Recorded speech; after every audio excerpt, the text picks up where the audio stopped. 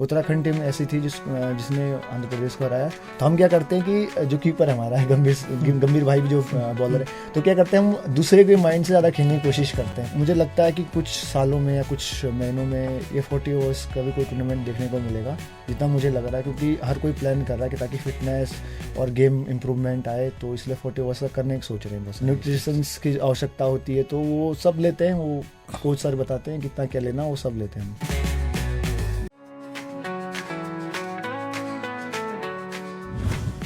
91.2 NIVH हलोदून देख और सुन रहे हैं आप। मैं हूं आपके साथ अनोखा अंकित और आज हमारे साथ एक और गेस्ट है, एक और मेहमान है।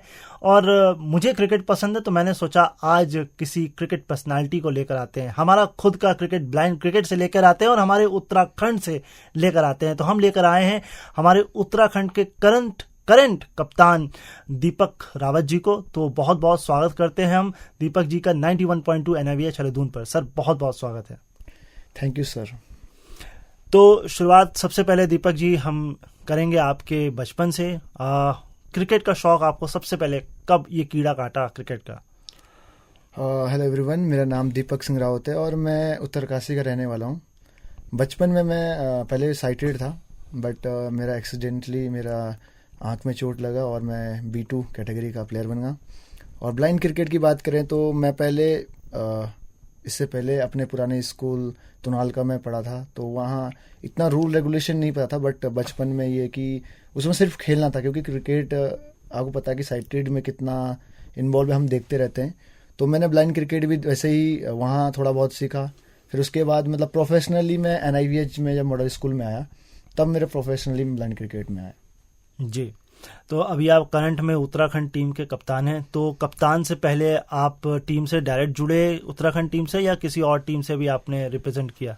एक्चुअली मैंने 2015 में हिमाचल से मैंने क्रिकेट खेला है। उसके बाद 2016-17 में जब मैं NIPBD में आया, तो उसके बाद मैंने उत्तराखंड को रिप्रेजेंट किया। उससे पहले मैं इतना पता नहीं था कि उत्तराखंड के बारे में, क्योंकि मुझे जो मेरे पहले एक टीचर थे अभिमन्यु नास्कर, तो उन सर ने मुझे हिमाचल की टीम से खिलाया था ब्लाइंड क्रिकेट। फिर उसके बाद जब मैं यहाँ आया मॉडल स्कूल में, तो 9th क्लास में, तो उसके बाद मुझे यहाँ का पता चला कि उत्तराखंड से भी टीम जाती है और NIPBD के उसमें प्लेयर्स होते हैं। साथ में नरेश सर कोच जो है उन्होंने बताया, हमारा कैब्यू के भी सपोर्ट करता है, इसलिए उसमें जा रहे हैं। जी, जैसे उत्तराखंड अभी तो नागेश ट्रॉफी खेल रहा है। कौन कौन से, अगर हमारे दर्शकों को आप बताना चाहें, टूर्नामेंट या ट्रॉफीज जो होती हैं जो उत्तराखंड जिसमें जाता है? एक्चुअली जो कैबी क्रिकेट कराता है, कैबी जो मैचेस कराता है, टूर्नामेंट कराता है, वैसे हर साल नागेश ट्रॉफी होती है जिसका 8th एडिशन अभी चल रहा है। और साथ में जोनल होते हैं, जैसे नॉर्थ जोन के अलग टूर्नामेंट्स होते हैं। इस बार जैसे कि हमारा 4 टीम में जोन वाइज था, north zone, south zone, east zone और वेस्ट जोन, तो वो भी टूर्नामेंट कराता है। और साथ में एक अपना क्या होता है कि स्टेट अपने आपस में जैसे सीरीज कराते हैं, वो भी कराते हैं। मतलब ठीक ठाक साल में 3-4 टूर्नामेंट्स हो जाते हैं। जी हाँ, तो मैं उन लोगों को बताना चाहता हूं जो लोग इस क्रिकेट से वाकिफ नहीं है, या आप इसको ऐसे समझिए, दिलीप ट्रॉफी, ईरानी ट्रॉफी, रणजी ट्रॉफी या विजय हजारे ट्रॉफी। तो अभी जो है मेरे ख्याल से नागेश ट्रॉफी T20 फॉर्मेट में ही चल रही है, राइट? जी सर जी। आगे T20 या T20 से वनडे या टेस्ट की तरफ कुछ प्लान आप देख रहे हैं? एक्चुअली जो पहले क्रिकेट हुआ करता था 2015-16 से पहले, वो 40 ओवर्स का मैचेस होते थे। जो ये टूर्नामेंट्स होते थे वो नॉर्थ जोन या कोई भी टूर्नामेंट 40 ओवर्स का होता था। बट अभी 40 ओवर्स के इतने टूर्नामेंट्स नहीं हो रहे हैं, 20 ओवर्स के हो रहे हैं। वो मुझे लगता है कि कुछ सालों में या कुछ महीनों में ये 40 ओवर्स का भी कोई टूर्नामेंट देखने को मिलेगा, जितना मुझे लग रहा है, क्योंकि हर कोई प्लान कर रहा है कि ताकि फिटनेस और गेम इंप्रूवमेंट आए, तो इसलिए 40 ओवर्स का करने की सोच रहे हैं बहुत सारे स्टेट्स। जी, तो सबसे पहले हम आपकी थोड़ा डाइट चार्ट या रूटीन पर जानना चाहेंगे। एज ए क्रिकेटर क्या आप डाइट फॉलो करते हैं या आप कौन सा फिटनेस रूटीन फॉलो करते हैं? एक्चुअली मैं 2017 से नरेश सर के अंडर, जो हमारे कोच है और यहाँ PEI हैं NIPBD मॉडल स्कूल में, तो उनके अंडर ही कोचिंग कर रहा हूँ। तो वही कि मॉर्निंग हमारा फिटनेस का पूरा होता है 1.5-2 घंटा, जो मॉर्निंग, जैसे कि सर्दियों में गर्मियों में अलग होता है। और फिर क्योंकि कॉलेज के स्टूडेंट्स भी, हम कोई स्कूल का स्टूडेंट, कोई कॉलेज के, फिर शाम को वही है, शाम को भी वर्कआउट होता है। तो हम वर्कआउट के हिसाब से डाइट हमें नरेश सर बताते हैं। और वही कि हमारा नॉर्मल ये है कि खाना तो खाना ही है, बट उसके अलावा जो होता है, जैसे कि हमें न्यूट्रिशंस की आवश्यकता होती है, तो वो सब लेते हैं, वो कोच सर बताते हैं कितना क्या लेना, वो सब लेते हैं हम। जी बिल्कुल। थोड़े से आपकी पारी की बात करेंगे, क्योंकि हर एक खिलाड़ी का कुछ डेब्यू मैच होता है, तो आपको अपना डेब्यू मैच याद है? एक्चुअली मेरे को डेब्यू मैच जब मैं हिमाचल से खेला था तभी मतलब नॉर्मली याद है, उसमें मैं एक यंग प्लेयर था तो इतना मतलब पता नहीं था। बट ये कि मुझे फील्डिंग में उसमें यूज़ किया था पहली बार, जब मैं ब्लाइंड क्रिकेट खेला था तो पहली बार मुझे फील्डिंग में यूज़ किया था। जी। और उत्तराखंड से जब आपने शुरुआत की, या अगर करंट सीजन या ओवरऑल आपकी कोई यादगार पारी जो आपको याद आती हो? एक्चुअली मैंने इतनी सारी पारियां खेल चुका हूँ, बट जो इस बार का आंध्र प्रदेश को हराना, जो कि पहली बार नागेश ट्रॉफी में 8 एडिशन तक किसी ने नागेश ट्रॉफी में आंध्र प्रदेश को नहीं हराया था। उत्तराखंड टीम ऐसी थी जिसने आंध्र प्रदेश को हराया, और वो मैंने जो बैटिंग की थी 82-83 रन समथिंग, तो वो मेरी मतलब मेमोरेबल एक तरह से मेरे को हमेशा याद रहेगी, क्योंकि हमने एक चैंपियन टीम को हराया जो कि 5 बार चैंपियन है नागेश ट्रॉफी की, और 2 बार रनर्स है, उसको हमने हराया। बिल्कुल, ये बहुत अच्छी बात है। और मैंने भी नॉर्थ जोन कवर किया था 2016 में, मुझे याद है नागेश ट्रॉफी मैंने कवर की थी। काफ़ी सारी टीमें हैं और मेरे ख्याल से टीमों के साथ ड्रेसेस भी हैं, अगर मैं गलत नहीं हूँ तो, राइट? जी जी सर, है ना। उत्तराखंड के आप इस वक्त कप्तान हैं, तो क्या माहौल है ड्रेसिंग रूम का करंट सिचुएशन में, क्योंकि टीम बढ़िया भी कर रही है इस साल, आप 4 साल के बाद वापस क्वार्टर फाइनल में भी पहुंचे हैं, तो कैसे आप डिस्क्राइब करेंगे टीम के, या टीम के जो पवेलियन है उसको कैसे डिस्क्राइब करेंगे? सबसे पहले तो जो हमारी टीम है, जो स्क्वाड है ना, हमारा एक यंग स्क्वाड है। कुछ प्लेयर्स एक्सपीरियंस है, जैसे गंभीर सिंह चौहान है, देवराज है, गौरव भट्ट है, एक्सपीरियंस है। बट यंग प्लेयर बहुत है, जैसे कि जो मॉडल स्कूल में प्रैक्टिस कर रहे हैं, यंग है भी, जैसे बिपिन राणा, अश्विनी शाह जो कि वाइस कैप्टन थे। मतलब यंग टीम के साथ हम खेल रहे हैं, एक यंग और एक्सपीरियंस के साथ। और जो माहौल होता है ना हमारा, एकदम फ्रेंडली और फ्रैंक वाला होता है, मतलब ये कोई प्रेशर नहीं, कोई नहीं, क्योंकि हमारे साथ जो हमारा स्टाफ होता है, कैब यूके का स्टाफ या कोच हमारे नरेश सर हैं, साथ में इस बार अमनदीप आर्य सर थे, और वो कैब यूके के सेक्रेटरी। तो मतलब ऐसा है कि हमारे ना कोई प्रेशर नहीं होता, मतलब नॉर्मली ब्लाइंड क्रिकेट की तरह खेलना है, हमें गेम पे ध्यान देना है। बाकी ये होता है कि हमारी टीम में बॉन्डिंग अच्छी है, कोई प्रॉब्लम होता है तो एक दूसरे की प्रॉब्लम को सॉल्यूशन निकालते हैं। और एक तरह से मैं जो मेरा जो अपना जो तरीका है, जैसे टीम में कैसा टीम को चलाना है, वो मेरा कि सबको फ्रेंडली छोड़ता हूँ, बट ये है कि सीरियसनेस दिखनी चाहिए और अपना 100% दो। तो ये है कि हमारा जो स्क्वाड है बहुत अच्छा है और बढ़िया माहौल रहता है पूरा ड्रेसिंग रूम में सारा। बिल्कुल। और अपोजिशन को कैसे तंग करते हैं? स्लेजिंग वगैरह होती है? एक्चुअली हम जो रणनीति से खेलते हैं, मेरा क्या होता है कि मैं as a captain, as a player, मैं अपने जो मेरे टीममेट्स होते हैं, तो हम क्या करते हैं कि जो कीपर हमारा है गंभीर भाई भी जो बॉलर है, तो क्या करते हैं हम दूसरे के माइंड से ज़्यादा खेलने की कोशिश करते हैं, परेशान करते हैं, बट एक लिमिट तक करते हैं हम एक्चुअली। क्योंकि क्रिकेट में क्या होता है कि एग्रेशन आता ही हर किसी को, हमारे साथ हैं एक दूसरे से, गौरव भट्ट बहुत एग्रेशन वाला प्लेयर है ऐसे, तो करते हैं एक दूसरे से ऐसे स्लेजिंग करते हैं, बट ज़्यादा मतलब एक लिमिट तक करते हैं हम। जी। कई सारे शहरों में आप जाके खेलते हैं, पिच का तो इतना असर मुझे लगता नहीं होता है, लेकिन एनवायरनमेंट से लेकर के जो ग्राउंड डायमेंशंस होते हैं, कोई पर्टिकुलर जगह जहां खेलने में बड़ा मजा आता हो कि यार ये अच्छा ग्राउंड है, यहाँ खेल कर हम जीत भी सकते हैं, बढ़िया परफॉर्म कर सकते हैं? एक्चुअली आपने बोला कि पिच से वैसे ब्लाइंड क्रिकेट में लगभग सपाट ही पिच होती है, जिसमें नीचे, बट वो बॉलर के ऊपर डिपेंड है कैसे बॉल डालता है, क्योंकि उछालते हैं बहुत सारे, जिनके कंधों में जान होती है, जो उछालने का तरीका होता है। बट ये कि मेरे को जो अगर पर्सनली पूछूं तो मैं मतलब मेरे को इस बार वाला जो ग्राउंड था वो अच्छा था। बाकी उत्तराखंड में अच्छे ग्राउंडेड है, मैंने इससे पहले अपना महाराणा प्रताप में खेला हूँ 2017 में, मतलब उत्तराखंड में अच्छे ग्राउंड होते हैं, अच्छी जो पिचेस होती है वो अच्छी होती है सारी उत्तराखंड में। तो आपने बताया कि ये ग्राउंड्स अच्छे हैं, जैसे टीम बॉन्डिंग भी होती है, कुछ टैक्टिक्स भी होते हैं, तो कुछ ऐसा लोगों को बताएं जो बिल्कुल हमको पता ना हो, ग्राउंड मतलब जो पवेलियन से फ्रेश निकल के आ रहा हो कुछ। एक्चुअली बात की जाए ना, एक क्या होता है कि हम जब हमारी टीम का वो होता है ना, हम बॉन्डिंग के साथ काम करते हैं पहले तो कि मैं हर किसी प्लेयर की सुनता हूँ पहले, बट वो है कि बहुतों का क्या होता है कि किसी मेरे मतलब कैप्टनसी में अगर आप बात की जाए कि मतलब क्या होता है कि कभी कभी हमारा क्या होता है कि दिमाग नहीं चल रहा होता है, हम कुछ और सोच रहे होते हैं, बट किसी और प्लेयर का याद आता है कि ये वाला होना चाहिए या ये होना चाहिए। बाकी हमारा जो बाहर बैठे होते हैं वो सब चीज़ बता देते हैं, ऐसे तो कोई प्रॉब्लम नहीं होती इन चीज़ों में, तो सही हो जाता सब कुछ। अगर जो लोग पहली बार देख रहे हैं, पहली बार सुन रहे हैं, दीपक, उनके लिए थोड़ा सा रूल्स, थोड़े से, बहुत डीप नहीं, कुछ अगर बताना चाहो। ब्लाइंड क्रिकेट एक अंडर आर्म गेम है, जो कि उसमें क्या होती है, बॉल होती है जो उसमें आवाज़ होती है, साउंड होती है, और अंडर आर्म खिलाया जाता है। बाकी रूल्स लगभग सेम ही होते हैं। उसमें क्या है कि जो प्लेयर होते हैं वो 3 कैटेगरी में डिवाइड होते हैं, B1, B2, B3।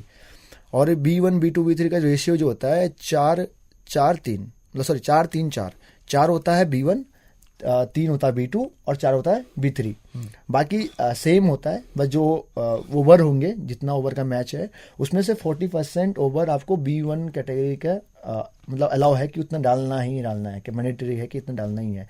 बाकी 60% B2, B3 दोनों मिलके डाल सकते हैं। बाकी वही कि B1 जो टोटली ब्लाइंड होता है, बाकी B2, B3 पार्सली होते हैं। यही है, बाकी रूल्स सेम ही हैं लगभग सारे। जी, 1-2 रूल्स मैं बता देता हूँ, क्योंकि मैं भी ब्लाइंड क्रिकेट को क्लोजली फॉलो करता हूँ। B1 कैटेगरी के खिलाड़ी को रनर मिलता है, और वो अगर 4 मारेगा तो उसको 8 मिलेगा, और अगर 6 मारेगा तो उसको 12 मिलेगा। ये रूल्स अच्छे हैं, बढ़िया हैं, और आने वाले समय में हो सकता है कुछ चेंजेस हो, इम्प्रूवमेंट हो। कैबी के साथ नागेश ट्रॉफी चलती है, तो कैबी का कैसा सपोर्ट रहता है, किस तरह से आप लोग ऑर्गेनाइज कर रहे हैं? और मेरे ख्याल से कैबी पर ये कमेंट्री भी आती है, अगर लोग देखना चाहें। हाँ जी सर, कैबी बहुत अच्छा है, ब्लाइंड क्रिकेट को अभी सपोर्ट कर रहा है, ब्लाइंड क्रिकेट को बढ़ा रहा है। अभी आपने हाल ही में देखा होगा कि जो वुमेन्स हमारे ब्लाइंड क्रिकेटर हैं, उनका वर्ल्ड कप उन्होंने चैंपियन है, और उनका बहुत अच्छे से चीज़ें हैंडल हो रही है, बहुत अच्छा। आप देख ही रहोगे, हर रील्स में दिख रही है, हर सोशल मीडिया प्लेटफॉर्म में दिख रही है। तो ब्लाइंड क्रिकेट को बढ़ा रहे हैं कैबी, पहली बार हुआ लड़कियों का, बाकी मेंस का भी हो रहा है, मेंस का वो ऐसे सपोर्ट कर रहे हैं, और मेंस का धीरे धीरे मतलब ब्लाइंड क्रिकेट बढ़ रहा है, क्योंकि कैबी करा रहा है, सब तो बढ़ रहा है धीरे धीरे। बिल्कुल बिल्कुल। एंड अगर मैं पर्सनली बात करूं इन फ्यूचर, तो क्या प्लान्स हैं आपके उत्तराखंड को लेकर, या आपके पर्सनल माइलस्टोन्स को लेकर? एक्चुअली मैं first time as a captain मैं क्वालिफाई किया हूँ सुपर 8 के लिए, और मेरी टीम, तो मैं चाहूँगा कि हम अच्छा परफॉर्मेंस दे के, रिजल्ट तो बात की बात है, बट हम अच्छा परफॉर्मेंस दें, हमारी टीम अच्छा खेले। और क्योंकि 2026 में जून में आई थिंक वर्ल्ड कप भी है, तो अभी निगाहें हैं सबकी हमारी टीम में, यंग प्लेयरों पे और सब पे।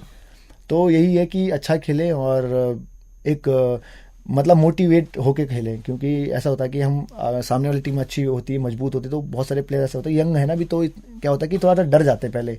बट ये है कि अगर एकदम मोटिवेट होके खेलें, अपना गेम खेलें, तो इस बार अच्छा रिजल्ट, चांसेस है कि अच्छा रिजल्ट आएगा, कोशिश करेंगे पूरी इस बार। बिल्कुल। और अगर मैं बात करूं थोड़ा सा हटके, अगर साइटेड क्रिकेट की, तो कोई यादगार मैच या मैच देखने का समय मिलता है, या कोई रीसेंट मैच देखा हो जो पसंद हो, या पुराना भी कोई जो आपको यादगार हो मैच जो आपने देखा हो? जी, मैं एक्चुअली रोहित शर्मा का बड़ा फैन हूँ। मैं रोहित शर्मा की कैप्टेंसी को बहुत फॉलो करता हूँ, और वैसे धोनी भी मेरे को अच्छे लगते हैं, बट मैं रोहित शर्मा को बहुत फॉलो करता रहता हूँ। जो भी रोहित शर्मा के पूरे मैचेस हो तो मैं पूरे देखता हूँ।